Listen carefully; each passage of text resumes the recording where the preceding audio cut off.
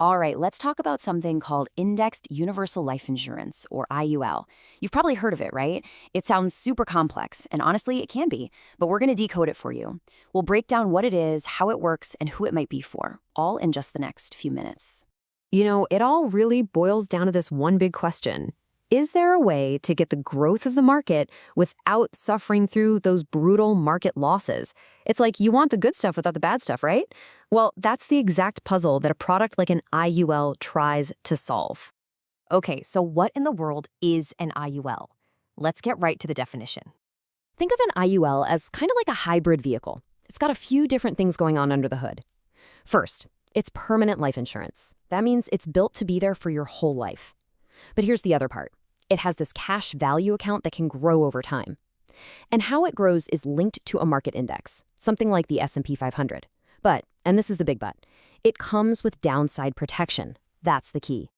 The easiest way to wrap your head around an IUL is to think of it as having three main parts, or pillars. You've got protection, growth, and flexibility. Just keep those three words in mind because we're going to hit on them again and again. All right, let's pop the hood and see how this thing actually works. How do those three pillars, protection, growth, and flexibility, all fit together inside one policy? Let's get into the nitty-gritty. So, pillar number one, protection. This is the life insurance part, plain and simple. Now, you might be familiar with term insurance, which only lasts for a set number of years. This is different. An IUL is permanent, designed to provide a death benefit that's generally tax-free to your loved ones, no matter when you pass away. It's for that long-term peace of mind. Okay, so that brings us to the really interesting part, the growth piece. And here's the head-scratcher. If your money isn't actually in the stock market, how on earth does it grow when the market goes up?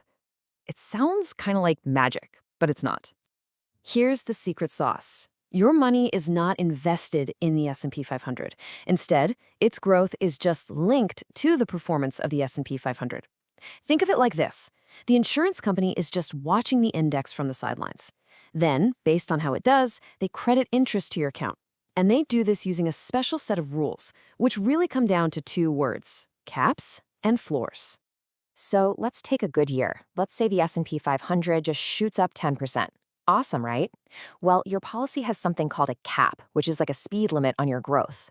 If your cap is, say, 8%, that's the most you can earn that year. So you'd get credited 8%.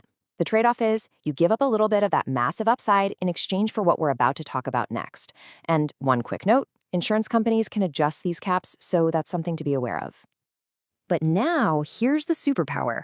What happens when the market has a terrible year? Let's say it tanks and drops